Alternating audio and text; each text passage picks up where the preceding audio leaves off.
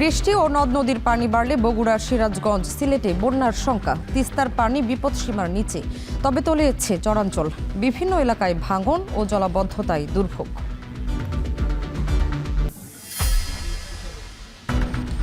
চট্টগ্রামে প্রতিদিন খাল নালা হয়ে কর্ণফুলীতে পড়ছে 1000 টন আবর্জনা। বাড়ছে জলাবদ্ধতা ও নাগরিক দুর্ভোগ। পরিচ্ছন্নতা অভিযানে নামছে প্রশাসন। কুমিল্লার তনু হত্যা মামলায় নতুন মোড়। আরও 2 সাবেক সেনা সদস্যের ডিএনএ সংগ্রহের নির্দেশ আদালতের।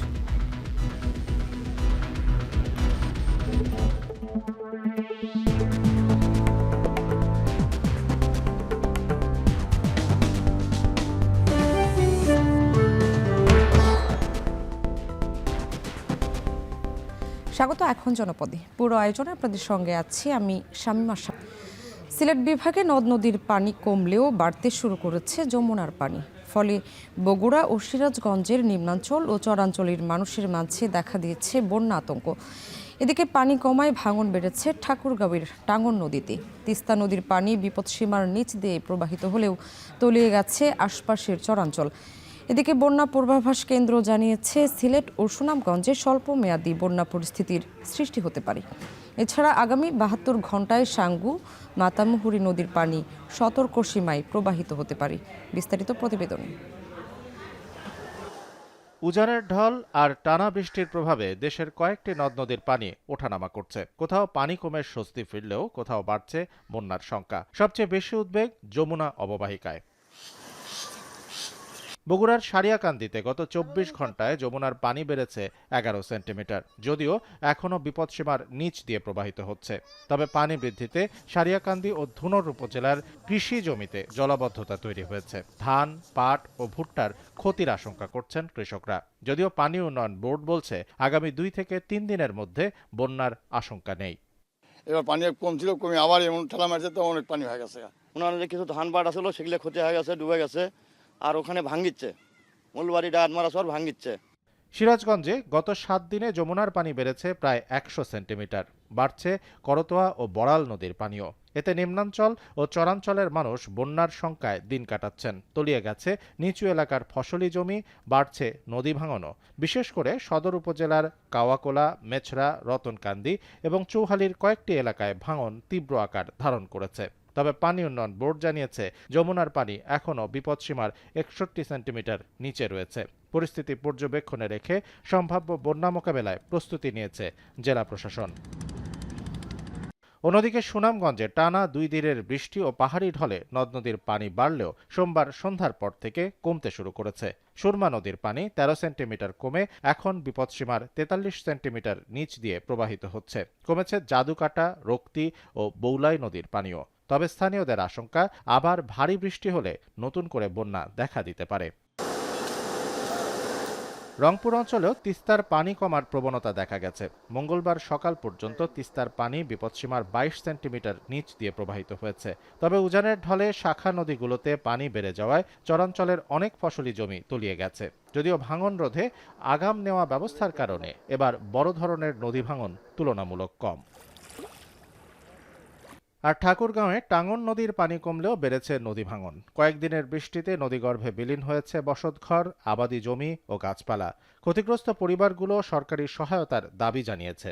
পানি উন্নয়ন বোর্ড বলছে নদীর পানি বর্তমানে বিপদসীমার প্রায় 2.5 মিটার নিচে রয়েছে এবং ভাঙন রোধে জিও ব্যাগ ফেলা হচ্ছে। পানিটা বাড়ে গেছে, বাড়ে যাওয়ার পর থেকে মনে করেন যে আমরা এগুলা নিতে পারিনি, সব নদীতে ভাসে চলে গেছে। এদিকে ময়মনসিংহ অঞ্চলে বৃষ্টিপাত কমায় নেত্রকোনা ও শেরপুরে বন্যা পরিস্থিতির উন্নতি হয়েছে। নদীর পানি নামতে শুরু করলেও ভেসে উঠছে ক্ষয়ক্ষতির চিত্র। পাহাড়ি ঢলের স্রোতে ভেঙে গেছে সড়ক, সেতু, শিক্ষা প্রতিষ্ঠানের অংশ এবং নদী তীর। অনেক এলাকায় নষ্ট হয়েছে ফসল, ভেসে গেছে মাছের ঘের। ক্ষতিগ্রস্তদের সহায়তা ও কৃষি পুনর্বাসনের আশ্বাস দিয়েছে স্থানীয় প্রশাসন। এদিকে আবহাওয়া অধিদপ্তর জানিয়েছে মৌসুমী বায়ু সক্রিয় থাকায় আগামী 5 দিন দেশের বিভিন্ন অঞ্চলে হালকা থেকে মাঝারি, কোথাও কোথাও ভারী থেকে অতি ভারী বৃষ্টিপাত হতে পারে। বিশেষ করে খুলনা, বরিশাল ও চট্টগ্রাম বিভাগে বৃষ্টির প্রবণতা বেশি থাকবে। আগামী 3-4 দিন দক্ষিণ অঞ্চলে বেশি হবে, খুলনা, বরিশাল, চট্টগ্রাম, এবং চট্টগ্রামও আগামীকাল থেকে একটু একটু করে বৃষ্টি বাড়বে। এখন যে বৃষ্টি হচ্ছে, বৃষ্টিটা বাড়বে, তারপর হচ্ছে আবার বৃষ্টিটা কমে, একটা ব্রেক হবে, কারণ মৌসুমের কিছুটা সক্রিয়তা কমে যাবে। আগামী 24 থেকে 48 ঘন্টায় সুরমা কুশিয়ারা নদীর পানি বৃদ্ধি অব্যাহত থাকতে পারে এবং এর ফলে সিলেট ও সুনামগঞ্জ জেলার কিছু নিম্নাঞ্চলে বিপদসীমা অতিক্রম করে স্বল্পমেয়াদী বন্যা পরিস্থিতি সৃষ্টির ঝুঁকি রয়েছে। নদী অববাহিকার বাসিন্দাদের সতর্ক থাকার পরামর্শ দিয়েছেন সংশ্লিষ্টরা। শামসুল আরেফিন, এখন। টাঙ্গাইলের গোপালপুরে একদিনের ব্যবধানে যমুনা নদী রক্ষা বাঁধে আবারও ধস দেখা দিয়েছে। মঙ্গলবার সকাল ও বিকেলে শাখারিয়া এলাকায় কয়েক দফায় ভাঙন দেখা দেয়। এতে ঝুঁকিতে পড়েছে নদী রক্ষা বাঁধ ও আশপাশের এলাকা। একই সঙ্গে ভুয়াপুর তারাকান্দি সড়কের মাঝখানে নতুন করে ফাটল তৈরি হওয়ায় 3 দিন ধরে ব্যাহত হচ্ছে যান চলাচল। দুর্ভোগে পড়েছেন স্থানীয় বাসিন্দা ও যাত্রীরা। ভাঙনের খবর পেয়ে ঘটনাস্থল পরিদর্শন করেছে স্থানীয় প্রশাসন ও পানি উন্নয়ন বোর্ড। পরে ক্ষতিগ্রস্ত প্রায় 100 ফুট এলাকায় জরুরি ভিত্তিতে জিও ব্যাগ ফেলার কাজ শুরু করা হয়। পানি উন্নয়ন বোর্ডের নির্বাহী প্রকৌশলী মোহাম্মদ মাইনুদ্দিন জানান, পানির তীব্র চাপে সড়কের প্রায় 60 মিটার অংশ ধসে গেছে। পরিস্থিতি মোকাবিলায় জিও ব্যাগ ফেলার পাশাপাশি নদীর গতি প্রকৃতি পর্যবেক্ষণ করা হচ্ছে। স্থানীয়দের আশঙ্কা, বাঁধ ভেঙে গেলে গোপালপুর সহ আশপাশের কয়েকটি উপজেলা বন্যার ঝুঁকিতে পড়তে পারে। প্রতিদিন প্রায় ৩,২০০ টন বর্জ্য তৈরি হচ্ছে চট্টগ্রাম নগরীতে। এর মধ্যে সিটি কর্পোরেশন অপসারণ করতে পারছে ২,২০০ টন। বাকি প্রায় ১,০০০ টন বর্জ্য জমছে খাল, নালা ও ড্রেনে, যার বড় অংশ গিয়ে পড়ছে কর্ণফুলী নদীতে। এতে বাড়ছে জলাবদ্ধতা, দূষিত হচ্ছে পরিবেশ, ভোগান্তিতে পড়ছেন নগরবাসী।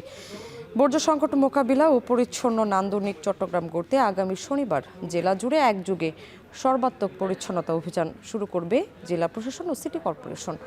বিস্তারিত জানাচ্ছেন কাজী মাহফুজ। প্রায় ৭০ লাখ মানুষের বাস বন্দরনগরী চট্টগ্রামে। গড়ে প্রতিদিন নগরীতে তৈরি হচ্ছে ৩,২০০ টন বর্জ্য। এর মধ্যে ২,২০০ টন বর্জ্য অপসারণ করতে পারছে চট্টগ্রাম সিটি কর্পোরেশন। বাকি প্রায় ১,০০০ টন বর্জ্য জমছে নগরীর নালা নর্দমা ও খালগুলোতে। আর শেষ পর্যন্ত এসব বর্জ্যের বড় একটি অংশ গিয়ে পড়ছে কর্ণফুলী নদীতে। এতে ভরাট হচ্ছে জলাধার, বাড়ছে জলাবদ্ধতা। অল্প বৃষ্টিতে এই পানিতে তলিয়ে যাচ্ছে নগরীর অনেক নিচু এলাকা, দূষিত হচ্ছে পরিবেশ, বাড়ছে নাগরিক দুর্ভোগ। বর্জ্য ব্যবস্থাপনা সংকট ও জলাবদ্ধতা নিরসনে নাগরিকদের নিজ নিজ অবস্থান থেকে দায়িত্বশীল হওয়ার আহ্বান জানিয়েছেন চট্টগ্রাম সিটি কর্পোরেশনের মেয়র ডাক্তার শাহাদাত হোসেন। মঙ্গলবার নগরীর সার্কিট হাউসে জেলা প্রশাসন আয়োজিত পরিচ্ছন্নতা, কর্মপরিবেশ উন্নয়ন ও মশাবাহিত রোগ প্রতিরোধ বিষয়ক প্রস্তুতি সভায় তিনি এ আহ্বান জানান। নাগরিক সেবা দ্রুত নিশ্চিত করতে সিটি কর্পোরেশনের আমাদের চট্টগ্রাম অ্যাপ ব্যবহারের আহ্বান জানান মেয়র। পাশাপাশি বর্জ্যকে সম্পদে পরিণত করতে বিভিন্ন উদ্যোগ নেয়ার কথাও জানান তিনি।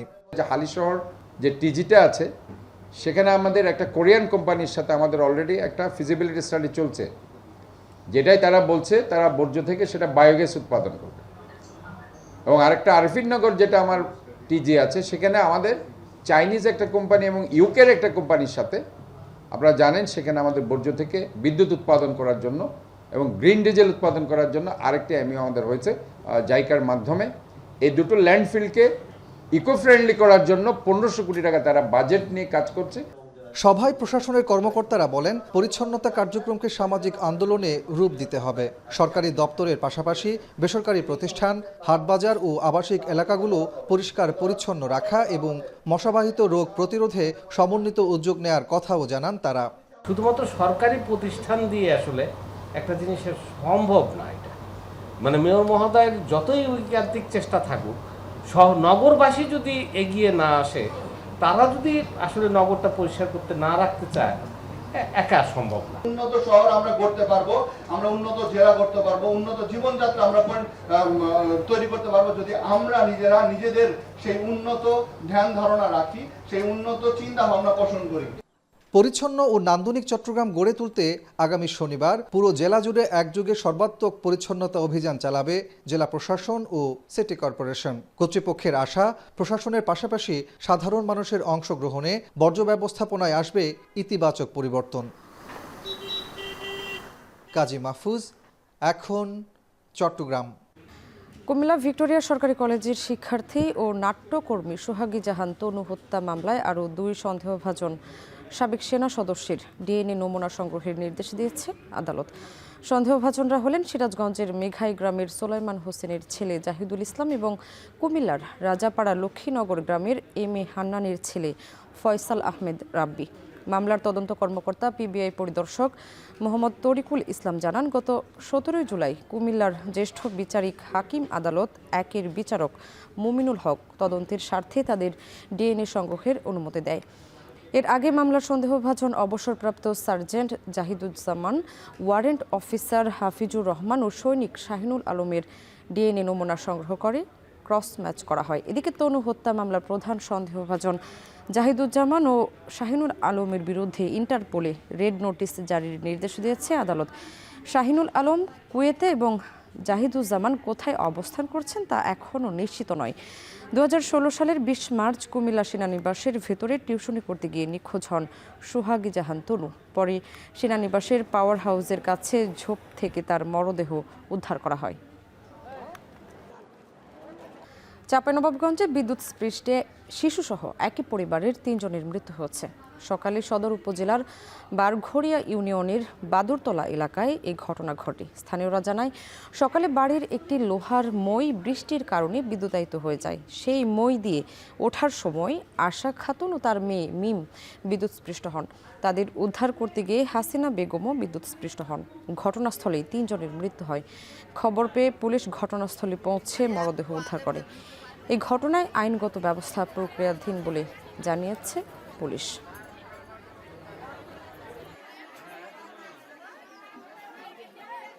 একসময় যে ছিটমহলের মানুষগুলোর ছিল না কোনো নাগরিক পরিচয়, সেই ছিটমহলে এখন বদলে যাওয়া জনপদের নাম। নাগরিকত্ব মেলার পাশাপাশি মিলেছে রাস্তাঘাট, বিদ্যুৎ, স্কুল, কলেজ, মাদ্রাসা, কমিউনিটি ক্লিনিক, সামাজিক নিরাপত্তা ভাতা সহ সব ধরনের সুযোগ সুবিধা। গ্রাম হয়েছে শহরের মতো। লুৎফর রহমানের তথ্য, ছবিতে প্রতিবেদন। পঞ্চগড়ের অধুনালুপ্ত গারাতে ছিটমহলের বাসিন্দা বিল্লাল হোসেন। গায়ের যে পাকা রাস্তা ধরে হাঁটছেন, সেই রাস্তাটি একসময় ছিল কাদামাখা পথ। বর্তমানে সেই প্রত্যন্ত গ্রামের সব রাস্তাই পাকা। এভাবে বদলে গেছে জেলার 36টি ছিটমহলের চিত্র। 68 বছর বঞ্চিত এসব জনপদের বাসিন্দারা পেয়েছেন বাংলাদেশের নাগরিকত্ব, পেয়েছেন রাস্তাঘাট, বিদ্যুৎ, স্কুল, কলেজ, মাদ্রাসা, কমিউনিটি ক্লিনিক, সামাজিক নিরাপত্তা ভাতা সহ অনেক সুযোগ সুবিধা। গ্রাম এখন অনেকটা শহরের মতো। আমাদের এখানে জন্ম, আমাদের খুব সুখে আছি আমরা ভিটা ছেড়ে যাইনি। আমরা রাস্তাঘাট, স্কুল, মাদ্রাসা এগুলোর সুযোগ সুবিধা পরে না বাংলাদেশের নাগরিক এগুলোও পাইছি, আমরা ভোট দিতে পারছি আর কি। একসময় ছিটমহলের বাসিন্দারা স্বাস্থ্যসেবা থেকে শুরু করে কোনো নাগরিক সুবিধাই পায়নি। ছিটমহলের শিশুরা এখন বাড়ির দোরগোড়ার বিদ্যালয়ে পড়তে পারছে খুব সহজেই। আগে আমাদের স্কুল কলেজ অনেক দূরে দূরে ছিল, এখন আমাদের স্কুল কলেজ পাশাপাশি, বাসার পাশাপাশি এখন আমাদের অনেক সুবিধা হচ্ছে। বিদ্যুৎ আছে, রাস্তাঘাট পাকা হয়েছে, তারপর আশেপাশে কলেজ মাদ্রাসা হয়েছে। আমরা নিয়মিত ক্লাস করতে পারতেছি, যাতায়াতের জন্য কোনো সমস্যা হচ্ছে না। 2015 সালের 1 আগস্ট বাংলাদেশের মূল ভূখণ্ডের সাথে যুক্ত হয় পঞ্চগড়ের 36টি ছিটমহল। 68 বছরের বন্দিদশা থেকে মুক্ত হয় ছিটমহলের বাসিন্দারা। তবে যারা দেশ হিসেবে ভারতকে বেছে নিয়ে চলে গেছেন, তারা কাঙ্ক্ষিত সুযোগ সুবিধা পাননি বলে দাবি স্বজনদের। ভারতে চলে গেছিল, ওরা নাকি একটু অশান্তিতে আছে। আমাদের ছিটমহলের লোক যেগুলো ভারতে গেছে ওগুলো খুব অশান্তিতে আছে নাকি, যা আমরা শুনতে পেতেছি। ছিটমহলের এত সব সফলতার গল্পের মধ্যেও রয়েছে কিছু অপ্রাপ্তির গল্প। তরুণ প্রজন্মের দক্ষতা উন্নয়নের জন্য স্থাপন করা ডিসিট সেন্টার ও একটি পোস্ট অফিস রয়েছে পরিত্যক্ত অবস্থায়। একটি পুলিশ ফাঁড়ি স্থাপনের সিদ্ধান্ত থেমে আছে প্রাচীন নির্মাণেই। এসব সমস্যা সমাধানের আশ্বাস জেলা প্রশাসনের।